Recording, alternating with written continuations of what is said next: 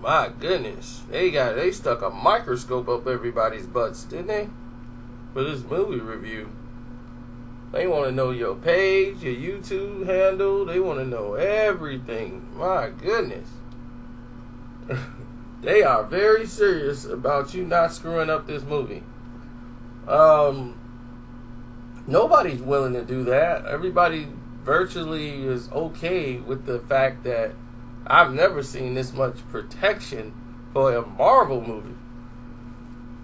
And I mean, we've seen Avengers movies that weren't like this. This is the spoiler-free review of Black Panther. Because if anybody puts a spoiler up, they're going to get their head knocked off. That's why I ain't even risk going live. I don't think they would have liked that. So, we're not going live because of these reasons. And when the movie comes out, we'll do the spoiler review when people actually had a chance to watch the film. Well, let me just start off by saying this. If you've seen the movie, the trailers for the movie, and you think you know about the movie, or you've seen a lot in the trailers, which would appear to be, which I was like, man, I think they're showing too much in the trailer. When you see the movie, you really haven't seen too much. It's a lot of stuff that's not in the trailers. They did a good job of giving you a lot of flash action scenes, and you think you've seen the movie or you know how the thing's gonna play out, and you kinda don't. Okay? There's a lot on the table that's not being shown. Now, this is the story of, well, I can't even say a story, because this you go into this film believing that this is a story about Black Panther. You know, Chadwick Boseman's character, T'Challa. This is his journey into kingdom, into kingship, and the responsibilities that comes with being a leader, and what he has to go through for his people of Wakanda. That is one of the stories that is involving in this film, because everybody has so much meaning and actual depth to their characters. And that's what you miss in a film like this. When you see his mother, she has very insightful things to say, Angela Bassett. You've seen the security, you've seen the security force. She was very vital to this movie. Of course, his baby sister steals the show. Like, there will be no performance talked about more than hers, as she is one of the smartest women in the MCU, which will go over well with today's movement. And you look at Eric / Killmonger, his character, and he's like a tragic hero. He has a cause. There's something that happens, okay, that we're not going to talk about, that kind of connects with Civil War and everything else. Well, you'll see a lot of things connect with Civil War, and this takes place like right after Civil War a little bit. So, like, he's coming home, and you can pretty much piece that together with some things happen to where Killmonger or Eric loses someone very close to him, or he loses something close to him. Okay? And because of this fact, it starts a chain of events of people having direction. If you've watched The Walking Dead, this is kind of a Rick Negan moment. You can relate this to Rick and Negan so many ways. That's exactly how Black Panther plays out. Except for, I don't think nothing is as savagery as Negan, but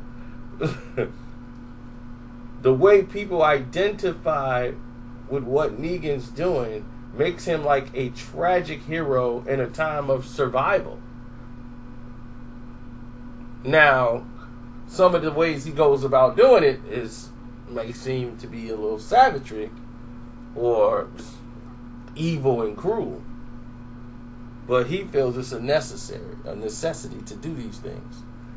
So you got two guys who are faced with the fact that they're this hidden country and they're one of the richest countries in the world because of vibranium, what they have in their country, which is worth way more than Tony Stark's tech, way more than anything in the world that they got. As a matter of fact, Black Panther's baby sister, she got it all unlocked. I mean, everything with the tech. And I think in Infinity War, her tech is going to reign supreme even for Iron Man. I think she's going to improve his tech when he goes into battle. Yeah, that's what I'm saying. Now, Circus and the rest of this storyline that breaks out as T'Challa is trying to implement his way of dealing with the fact of how we're going to introduce, Wakanda to the world, and the dangers and the responsibilities going to come after it once people realize what it is. Because people look at it and think it's a very poor country when they have this secret society that's going on over there. But in every society, there's going to be privileged and non-privileged that's going on in the film. Now, let's talk about some of the detractions of the film. And yes, there are some detractions. Now, everybody says this is the greatest Marvel movie ever made. It's one of them. It's one of them. Now, when we look at... Sorry, I'm choking here.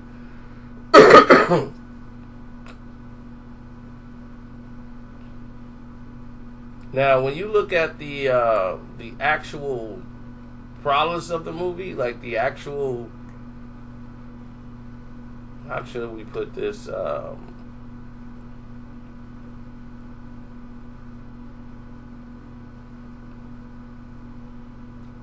trying to say this the right way. And it's mostly to do with CGI. Okay, there was a lot of times in here where the action was happening a little bit too fast. And the music is epic. The guy who did this is the same guy who did the music for Creed. So he knows how to blend hip-hop music in there without it being too overbearing over the movie, and how to orchestrate the score. Now, the way Ryan Coogler does his action is when he edits, he give you homages to certain things that you're used to and new style that you're not. Like he did with Creed, he did in this film. And in certain ways, it worked because it was a little refreshing, because some of the shots in Marvel, you kind of get used to a sameness. In this, if you're a director, you're going to probably go, oh, wow, because it's fresh. It's new. But in certain scenes, it just didn't work. Now, if you're a skilled person, you'll probably really be picky about it.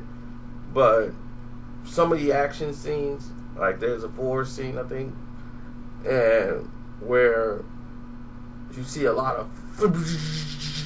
You can't really follow the action because of the quick edits that are going on in there. It's not all the way through the film like that, but it's some quick edits sometimes. And I've never been a quick edit fan. That don't really make the scene more exciting when you have a lot of music and you have quick edits. There are a few scenes that are like that I'm like, I just went and chose the quick edit route. And that's what I liked a lot about Winter Soldier, the action scenes there and how they filmed those action scenes. Because the way those scenes were shot, the way the fight scenes were, they didn't feel like they have to quick cut the action to make it exciting. And they made an exciting fight scene without doing that. And in here, you see something very similar to that. Like, they didn't need to do the quick cuts that they did. But I understood it was like almost like I'm paying an homage to the scene. And the look of it is like, dun, dun, dun, dun, dun, dun, dun, you know, showing like the super quickness and reflexes and all of the things that are happening when he was out there, you know, the fight in the forest and protecting everybody. But there comes a time like Okoye, you know, I just like her character completely. You know, Nakia, she has very pivotal moments of being the strength behind Black Panther and giving him wisdom a lot. And her word, even though, you know, he's the king, her word meant a lot. It had a lot of input. Wakabi, Daniel Kaluuya's character, everybody had a point. There wasn't like a useless character in here. Forrest Whitaker wasn't going to be involved in something that he was going to be useless in. So everybody's story, everybody who was rooting for their character in the film stood out. So there is a time in the movie where things slow down because of the dialogue, because people have their own arcs and people have their own pieces and their moments in this film. And as a director, you don't want to shorten anybody. You don't want to make it too short, or you don't want it to drag on to where this takes the audience in another direction. And certain points, it kind of did. It kind of slowed it down to become another movie. Like, it's like you forget you're in an action movie, like a superhero movie. It comes out like a regular movie, then it's like, boom, okay, all right, we're back. Now, every movie has that come down moment, but then it did kind of come down to a point where you felt like, okay, it's got to pick up sooner or later. You know, when you start feeling the come down. Like you've been at the come down a little too much. Then, boom, it's back to a 9 and a 10. Jumps down to like a 6, 5, 9. And you go, whoa, okay, here we go. So it does have that moment in the film.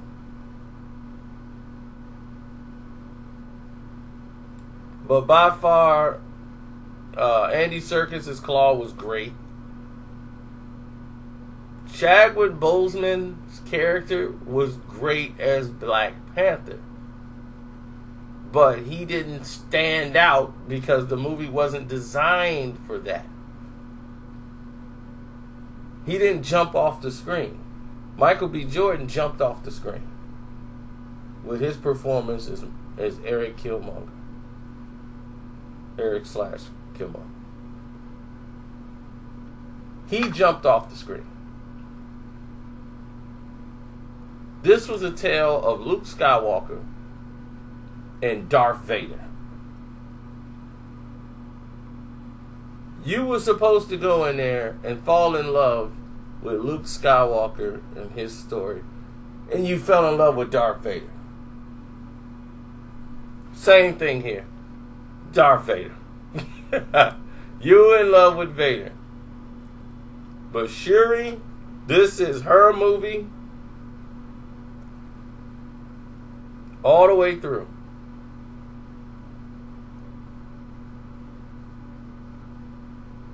what's her name? Lupita or Latita? It's Lupita and Latita, okay? So Latita Wright as Shuri, amazing performance. She jumps off the screen. Jumps off the screen.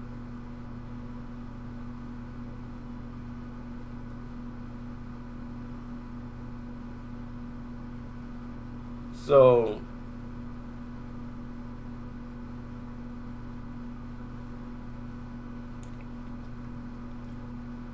whew. I'm trying to see, how can I word this?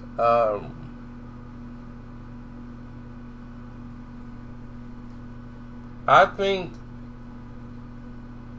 for a rating, it gets 3.5 stars.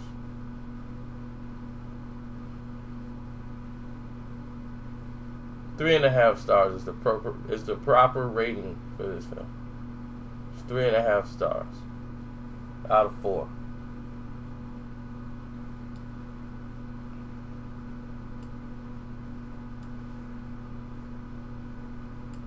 I really enjoyed it. I don't know how they could outdo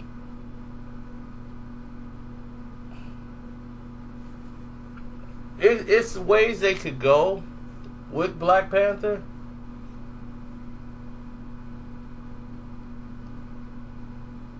I'm trying to think which comic they took this from. I think they took it from a host of comics from Black Panther, and I only remember some of it. It's like Black Panther Legion or something like that. But this story is from that comic. I just can't remember at this time. But this, like a large part of this film is based on that comic.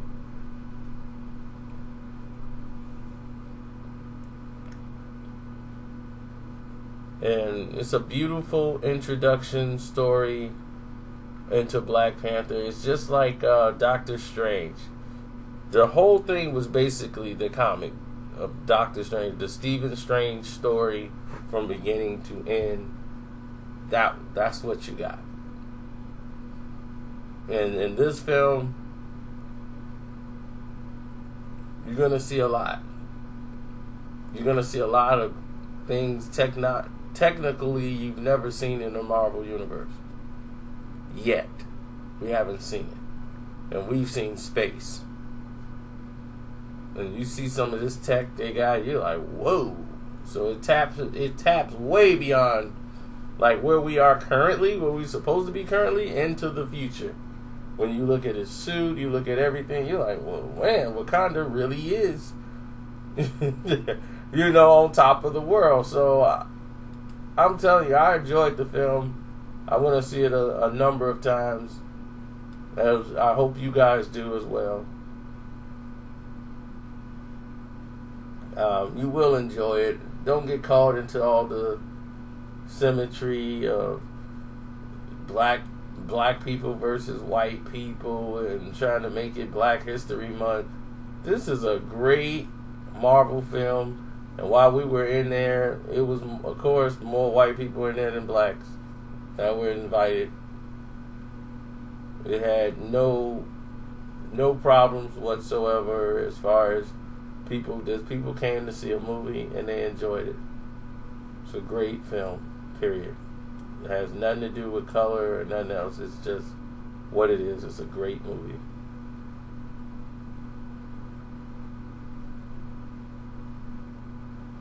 And it's inspiring for African Americans or blacks or your tribe, period, to see yourself in a positive light that has nothing to do with gangs, drugs, or fitting into someone else's society.